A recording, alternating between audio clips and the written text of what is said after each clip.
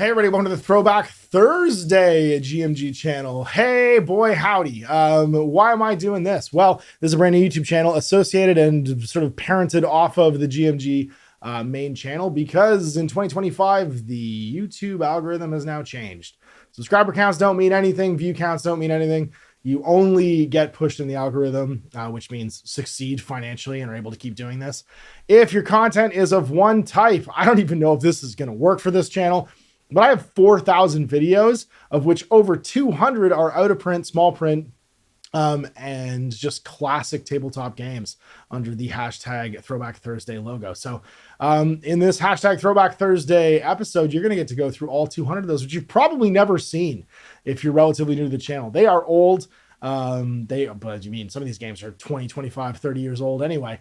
And there'll be separate playlists. We'll be reposting the old content, syndicating it all with this header. So you can go back in the algorithm and hopefully you guys can see it for the first time. So sit back, relax, enjoy some old school content, old school miniatures, and watch me and my friends dig up games that you probably never even heard of. And we'll be back with this every Thursday, probably until the end of time, because there's so much of this, as well as entertaining you with new series.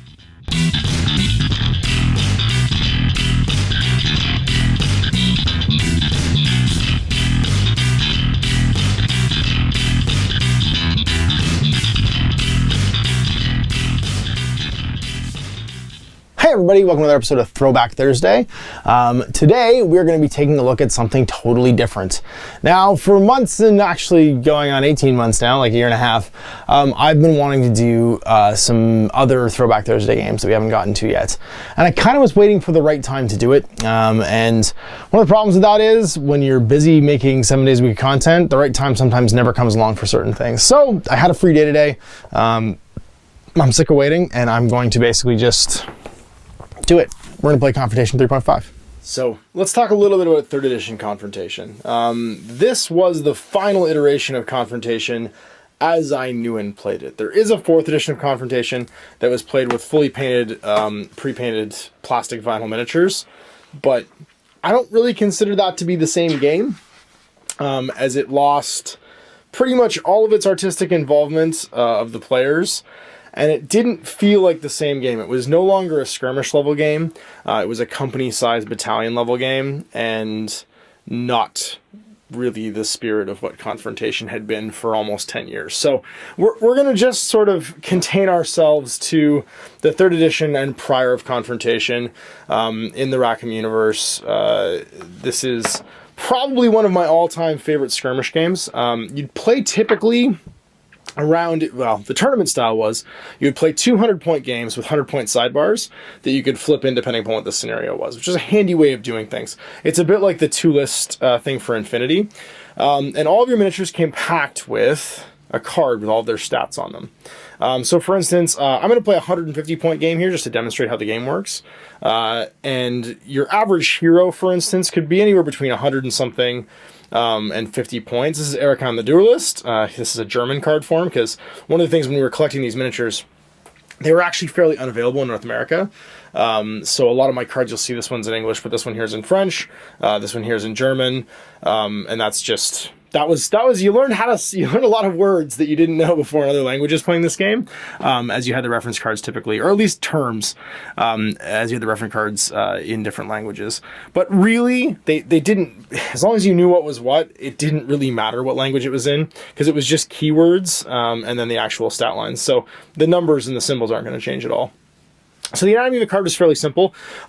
You can, when you buy models, have multiples in the same card. So for instance, I have 40 points of Reapers of Allahan here. There's 2 of them. They activate in the same card.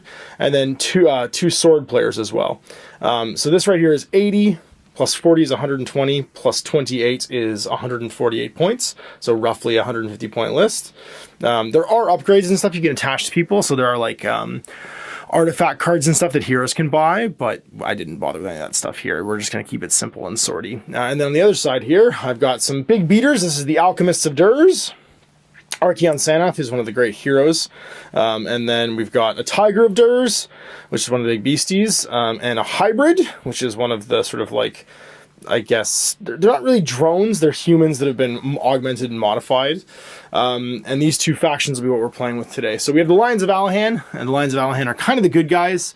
There's also the Griffins of Alkalani, who are the sort of like more knightly, dour, serious humans. They're the ones with like the Templars and the crazy monks and priests and witch hunters and inquisitors and stuff.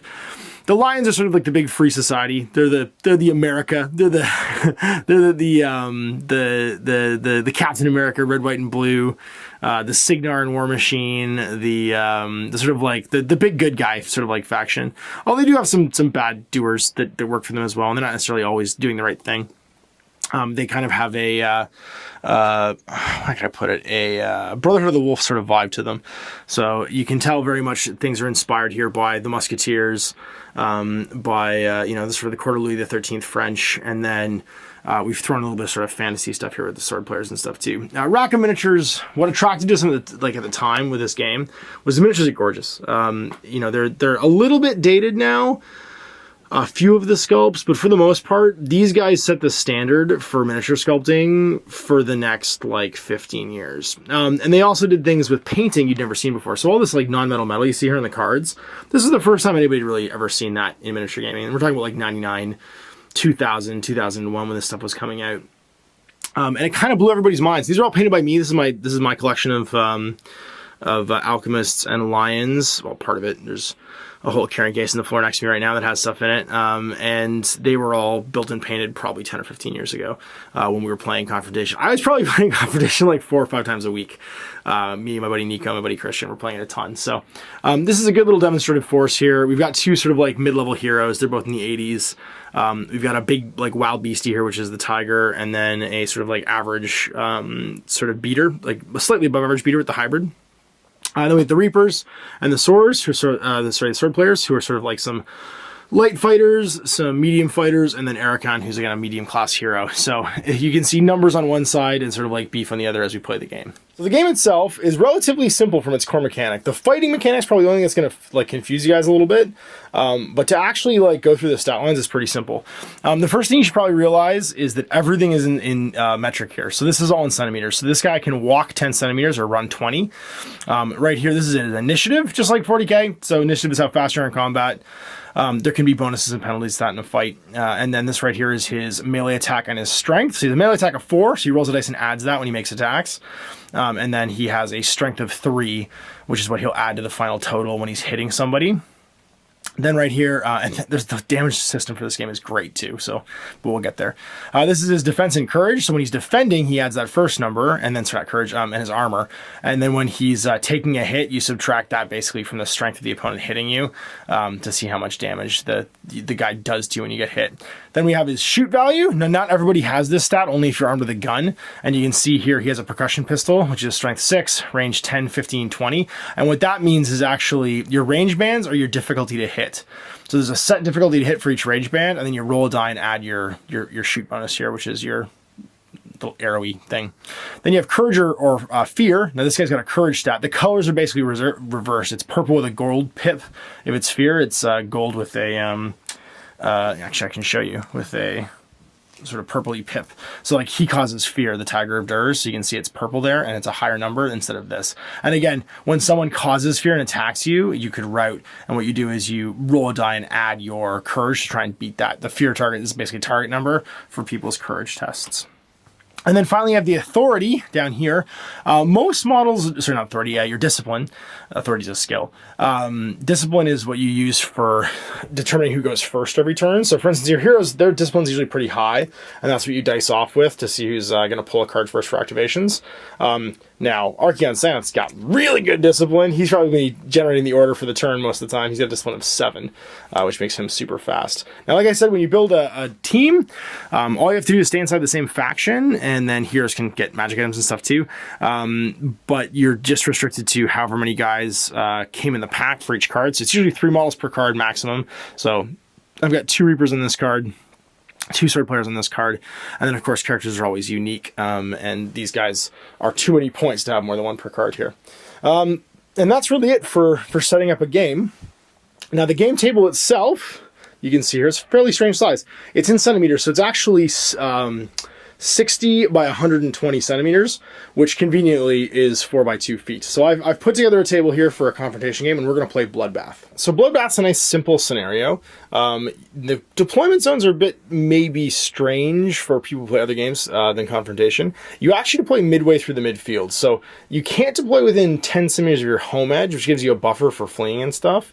And you can deploy anywhere in the 50 centimeter strip, so basically across here. It's almost to the middle, and the no man's land is 15 from the center. So there's a 1 foot gap basically between your forces at the beginning of the game, and you have roughly a, what would it be? 10 centimeters times 5. It'd be 20 inches of table, and then 4 inches at the back that you can't deploy into. Done in exactly the same way as the activation. The cards are actually really important here, because the first thing you do during a strategic phase, even during the approach, is you set the order that you want events to take place in, what order you want to activate your guys to. And that includes during deployment. So I would want to deploy Arakan last. I put him on the bottom of my deck. Probably the sword players first and the reapers second. So I would deploy them like so. And likewise, I would probably want to deploy my hybrid first, my tiger second, and then Archaon last on this side. And then what we'll do is we'll make a discipline roll, a tactical roll, to see who's going first. So the black die will be the Durs, the white die will be the lions. And what you do is you just dice off and add your discipline value. So 7 for Archaon and 4 for Arakan. Now, one thing in Confrontation, 1s are always a failure. So if I roll a 1 and my opponent doesn't, no matter what the total is, I've lost the roll. If I roll a 6, though, the dice roll explodes. Yes, exploding 6s. And what happens is you get to roll the die again. Now the risk is if you roll a 1 in the second dice roll, you fumble and you lose it. Otherwise, you can keep rolling 6s indefinitely to try and beat your opponent's roll. So one nice thing about this game, because there's exploding 6s in it and fumbles, is you're never out of the game. There's always a chance you can do something, even if you're outclassed. So even if it's a stat advantage of 3 like Archaon has here, there's a chance Arakan can win. So let's see what happens. We dice off with the tactical roll. And we're going to get a 12 total for Archaon and an 8 for Arakan. So surprise, surprise, they get to go first. And what they'll probably do is when they win the tactical roll, they can force the lions to deploy someone first. So now when you deploy, you flip a card and you have a choice. Either put that card in reserve, or you can play it right away. Now, the guy that won the tactical roll can have 2 cards in reserve, and they're basically cards that you can play instead of drawing a card. But you're always going to have the advantage if you win the tactical roll because you can put 2 into reserve. Now, for this, we're not actually playing it, we're just deploying. We'll put down the 2 sword players, and they can be put anywhere inside the deployment zone. And we will pick this side over here for deployment. 2 sword players, we'll put 1 here. They can't be within 15 in the middle. Put another one over here. And they're ready to rock and roll. Flip over to the Durs now, and they'll deploy their hybrid. Again, he can't be within 15 centimeters in the middle, so roughly 6 inches to the center line. And he'll hang it over here by a tree. We flip the Reapers. They'll put themselves down.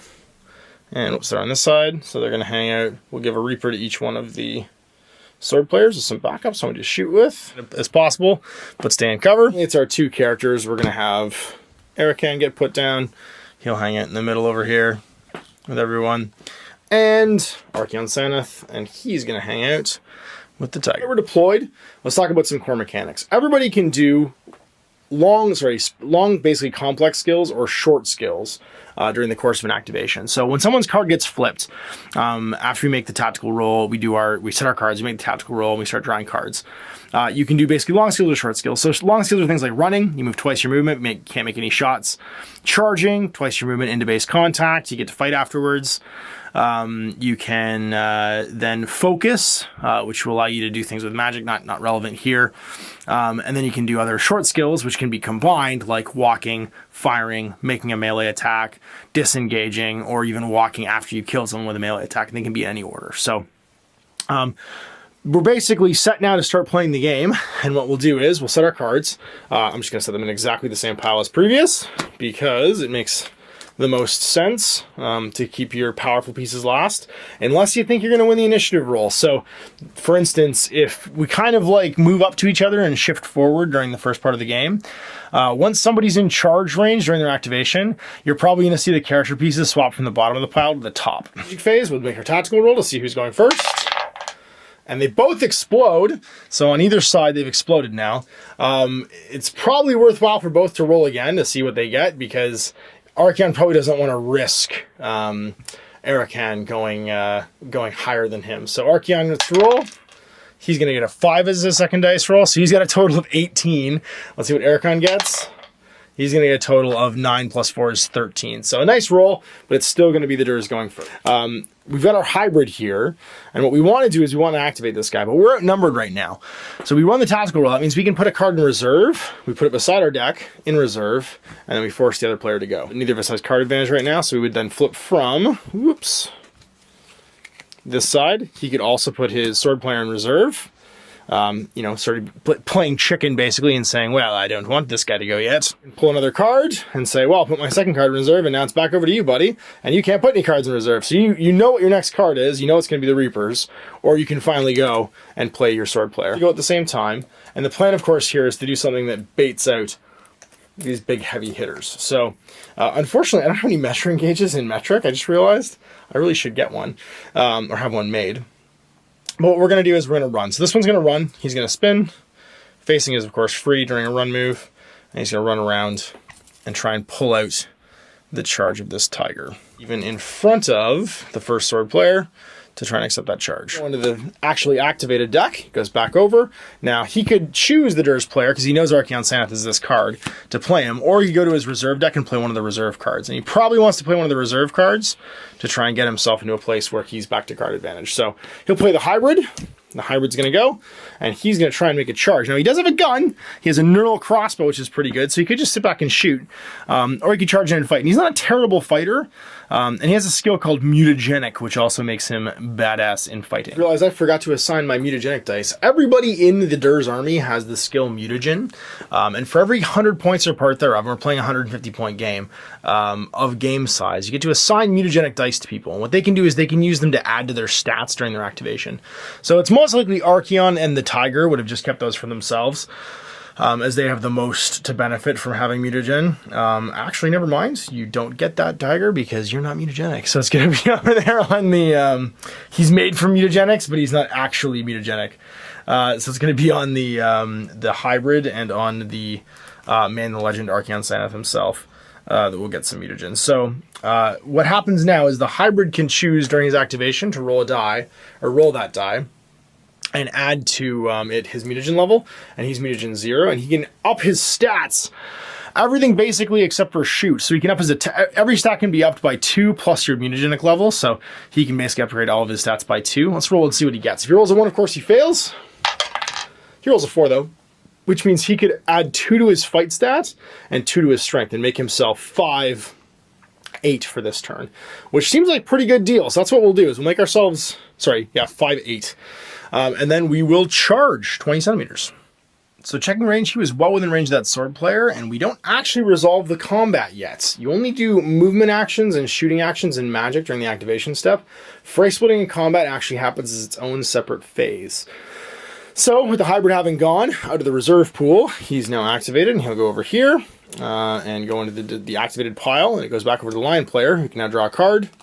Now, he no longer has anyone in reserve, so he could choose to put this guy in reserve and wait it out, which he will do. That means that the Durs player would put Archaon back into reserve, because he can have 2 models in reserve, and the Reapers will go and choose what they want to do this turn, and probably out of range to fire as well, because they only shoot 20 centimeters, which is about 8 inches. So they're going to have to run to become relevant later on. But they don't want to get charged either. So we'll activate both of them one at a time, and they will put themselves in a place where they can be useful next turn. So running up, moving to here. The second one, running up, and putting himself, I probably doesn't want to go there because the lion will charge him. He'll put himself over. Now activated, it's back over to the alchemists, and they can choose to either activate Archaon or activate the lion, so the Tiger of Durs. And the Tiger's probably the better idea so far. Now, you can choose. You could hope that this fight goes well here when you charged, and then you got mutagenic dice that you can add to it later on. Or you can hope that you just gang up and murder the guy. So I think we're just going to gang up and murder the guy. And that's going to put the lion, the tiger rather, with lots of movement right there, fighting him as well. Means Ericon is going to activate. Now he has a move of 10. He could try and charge the tiger, but he's probably out of range. So instead he'll just walk 10 and hope to charge somebody next turn. And fight this little guy. and that's going to be the activation phase over. We're going to go to fray splitting in the combat phase. My favorite things about combats in this game is the way they handle one-on-ones and many-on-ones. So the Archaon standoff versus the sword player is pretty simple. It's a one-on-one combat. Over here we have a many-on-one combat, and that's the way they go. It's a bit like Lord of the Rings, where you can never have multiple guys faulting multiple guys. You always have to divide it up. And the guy who wins the tactical role gets to choose how the dog pile gets divided. So it's really handy in this game when you've got multiple guys who've charged you to charge in extra guys so that they have to be split off. So for instance, if I was to charge Arakan into this tiger, what would happen is we would not then have the tiger be able to fight the sword player, because the sword player would have to fight this fella right here, and he'd have to fight Rackham. So you can't intervene sometimes and make your guys not get ganged up on. Handy bit is, of course, that all your cards are flipped when combat actually starts. You have all your stats right in front of you. You're never looking for stats inside the unactivated pile. So because Rackham won the tactical roll, he's going to choose to go first and use his mutagenic die to add to some stats. You can add up to 5 points to any given stat. He rolls a 2, so he's got a grand total of 5 points to distribute. So he'll probably put 2 into his initiative to make sure he goes first. That's going to make him initiative 7. 2 into attack to make himself attack 8. And he's got 1 point left, he'll put it into strength. So now getting the charge off in Confrontation is a big deal, because what happens is the guy who's being charged, if he suffers a force, which is basically based on your base size, that's equal or more than his own force. So both these models are infantry models, they're force 1. Then he suffers a -1 to all of his aim, attack, defense, and initiative tests. And that's key right now, because Archaon is going to be initiative 7 plus a d6 versus initiative. Normally 3 is going to go to 2 because he's been charged now.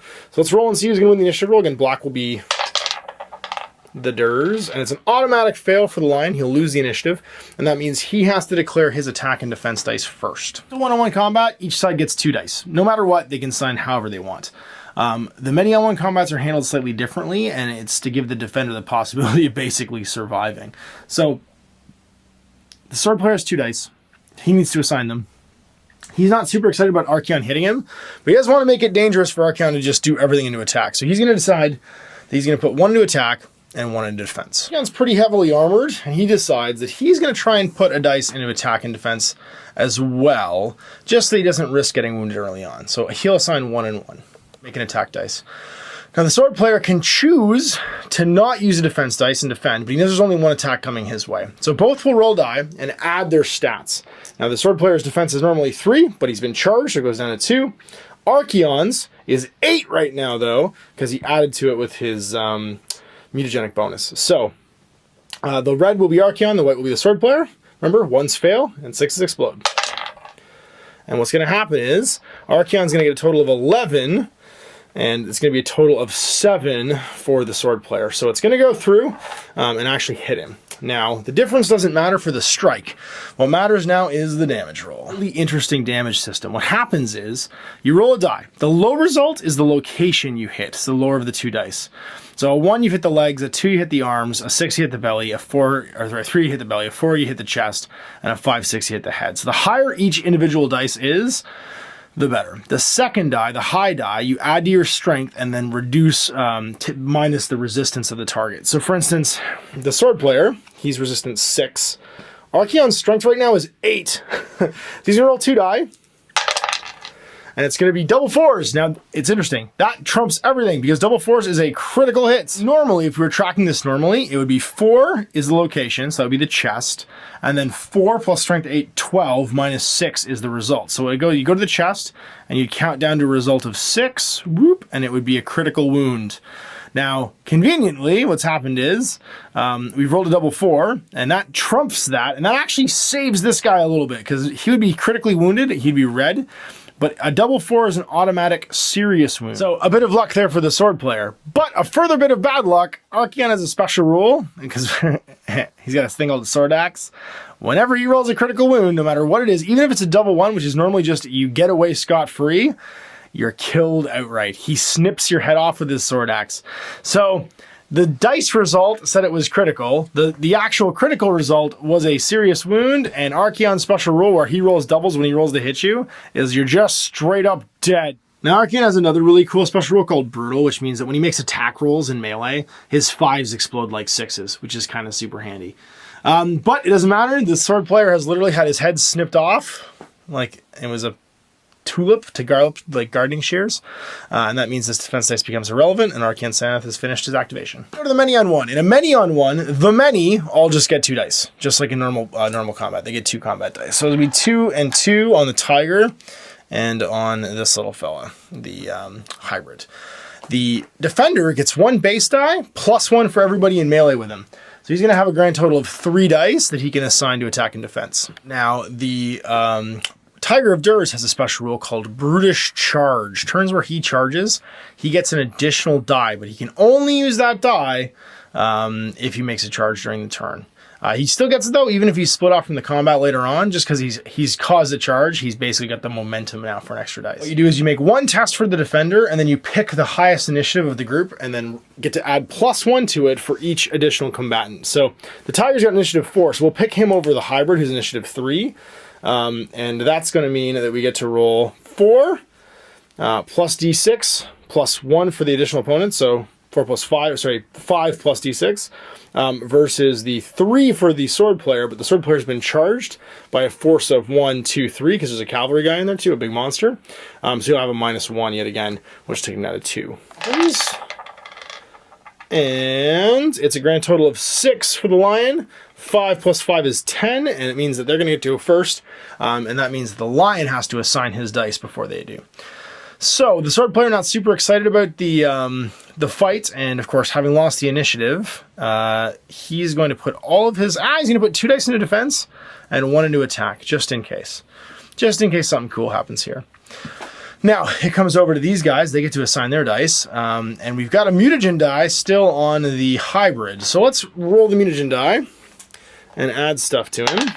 He gets a 6, so he's going to add 2 to his attack and 2 to his strength and 2 to his resistance. Why not? Make himself a little more armor just in case he gets punched.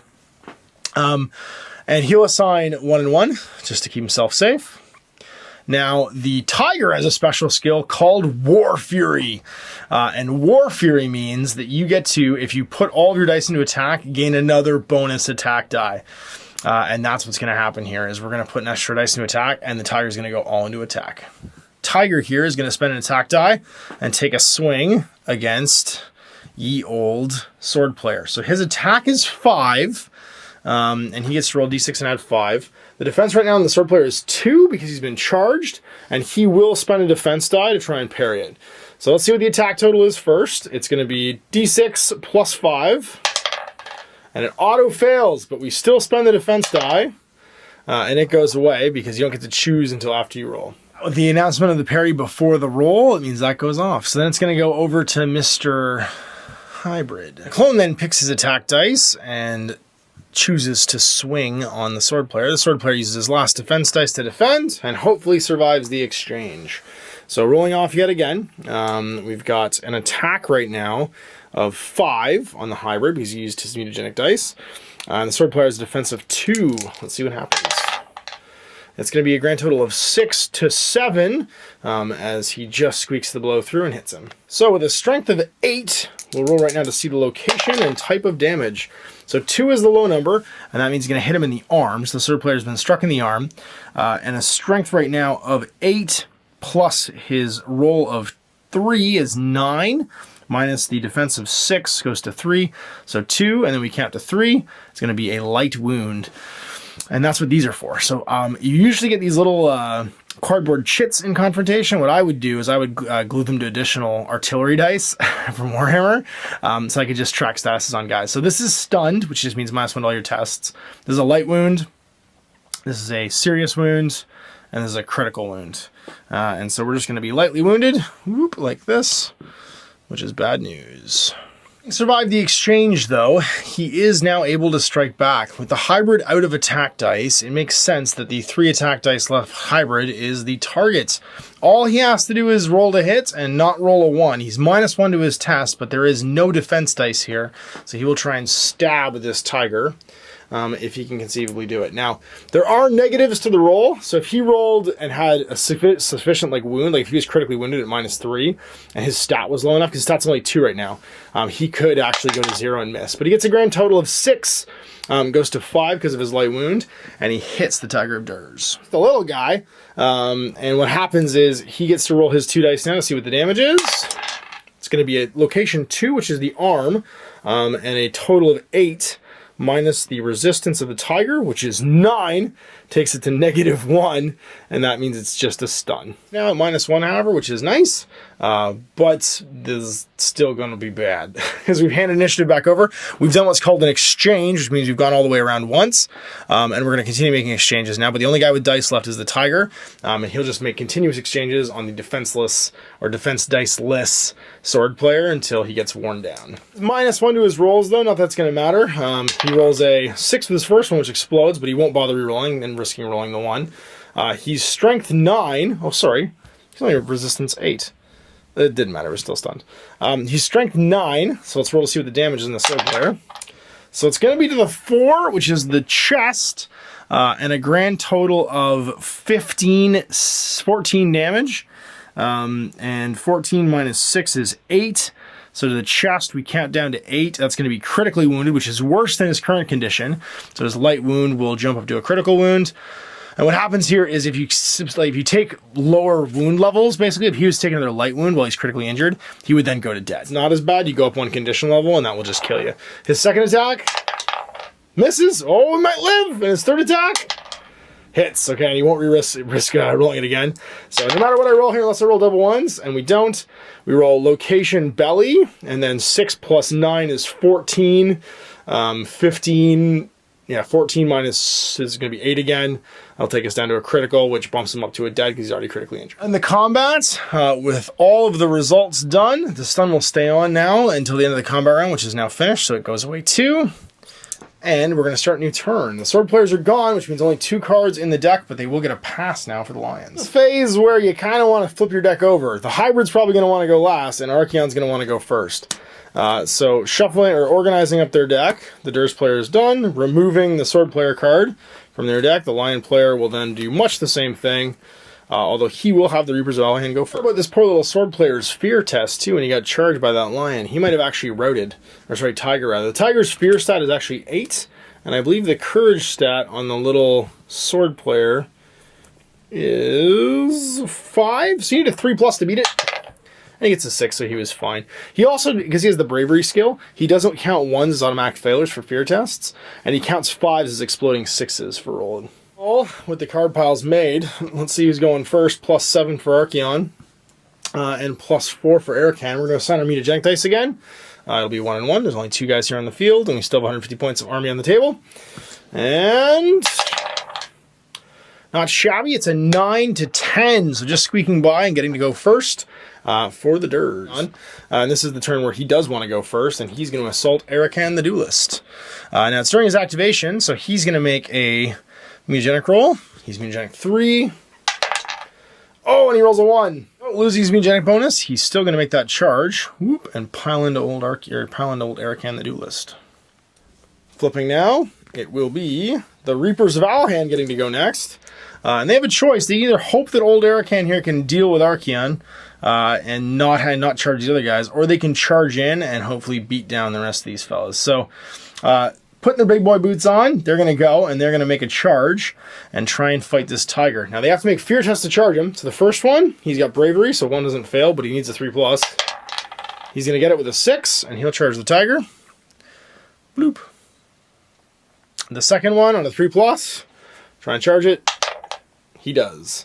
So in he goes, and they will both charge this fella. In charged, he's pretty much stuck where he is, and he's happy to be fighting.